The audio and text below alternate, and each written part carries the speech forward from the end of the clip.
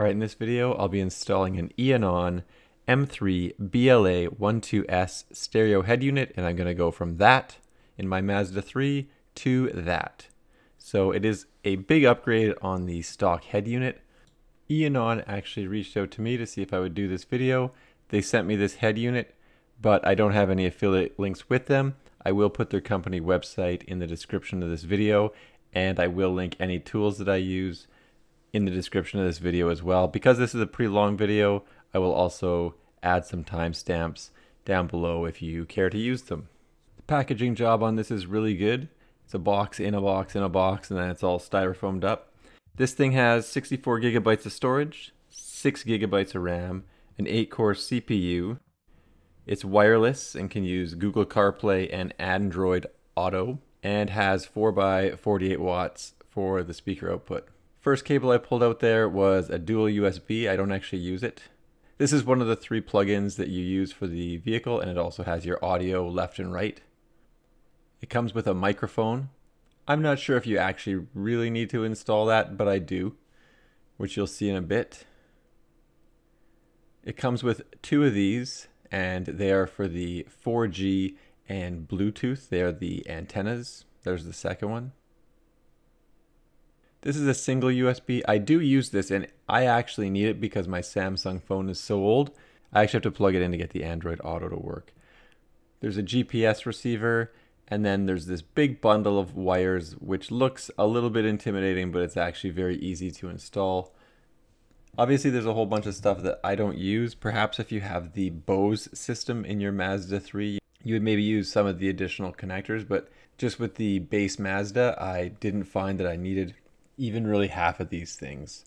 So I use this big orange one as the primary to link to the car, and really that's it. There's just 3 connections, which you're going to see here in a second. Obviously it comes with an instruction manual, and it comes really clean from the factory, and it's going to fit right into your Mazda 3. Obviously it's sized out for your vehicle. Overall packaging, great. They did a great job of it, and overall the whole system's great as well. It's much smaller, much lighter than the factory one as well. So it takes up a lot less space in your dash. You don't really see that space difference anyway, but definitely smaller, definitely lighter. And there's all the inputs in the back. So everything's very easy. There's a whole bunch of different size plugins. So there's 4-pin, 6-pin. There's actually only one of each, so you can't really get confused. And it's very simple. That HDMI plug-in, if you wanted to plug it into another monitor, for like the rear seat or something, you can plug in that HDMI, and those red little caps are just covering up all of the antenna inputs for the Bluetooth and the GPS.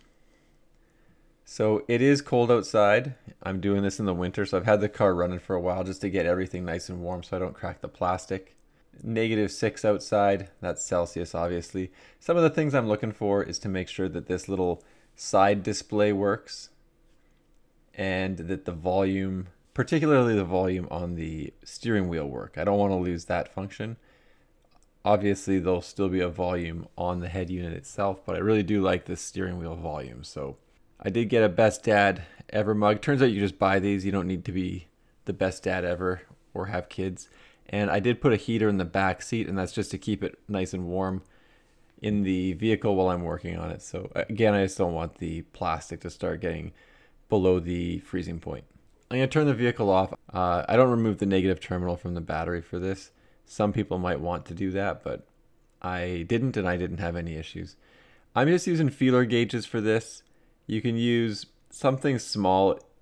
I don't know if you can get a flathead screwdriver between these. I'm just using these little feeler gauges to pop the vent off. They make custom made things for popping off interior trim pieces. I couldn't find one at Canadian Tire, so that's why I'm just using what I've got. Feeler gauge worked perfect, and really I'm just working around the ductwork here, and it slowly pops up. After you go around it once or twice, you can just pop it up with your hands. So as soon as you can actually grip it, you should be able to just pop it out of place. There's no screws or anything like that. Pretty easy.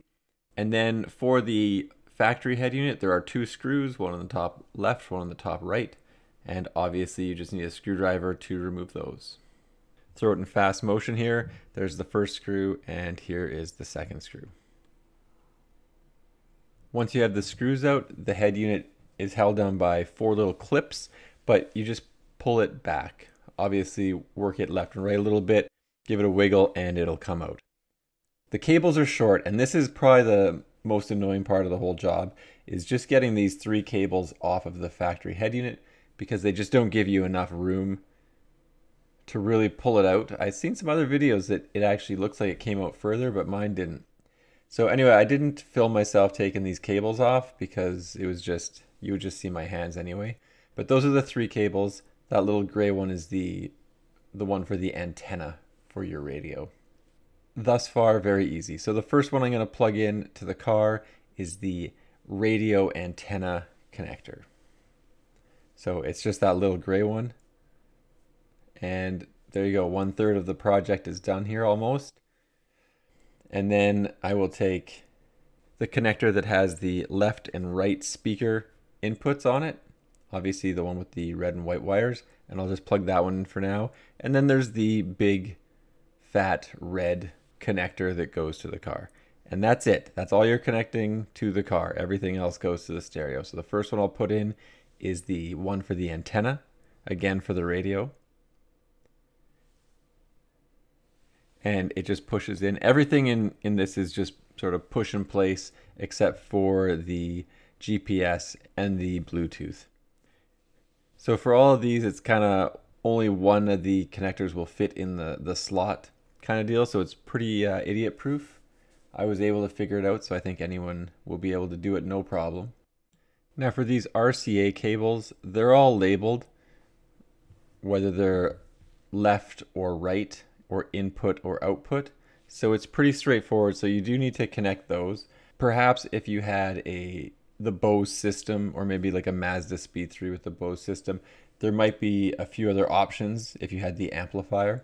But for me, I just need to plug in the left and right for the RCA cables. Now that's the basics of the installation. So before I go further with cutting holes in my vehicle with the Dremel tool, I'm just going to turn it on and make sure that it works.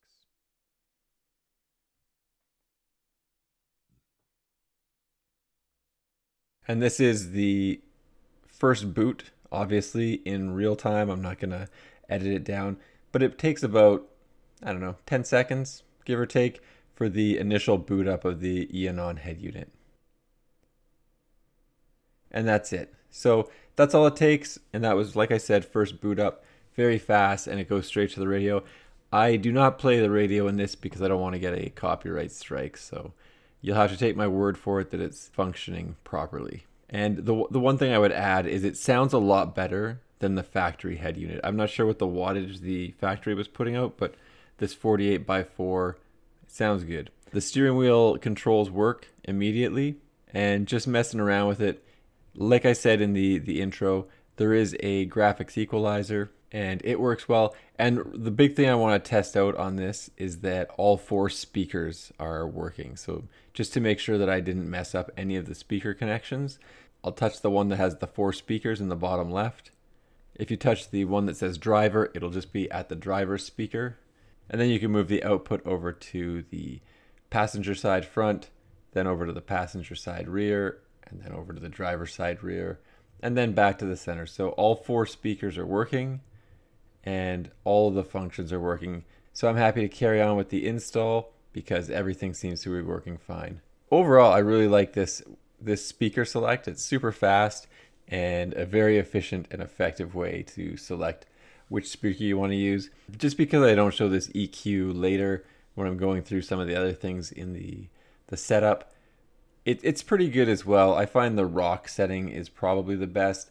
I'll have to try it with something that's not just the radio. Sometimes the radio doesn't sound great. I'm going to put this speaker right here under the speedometer.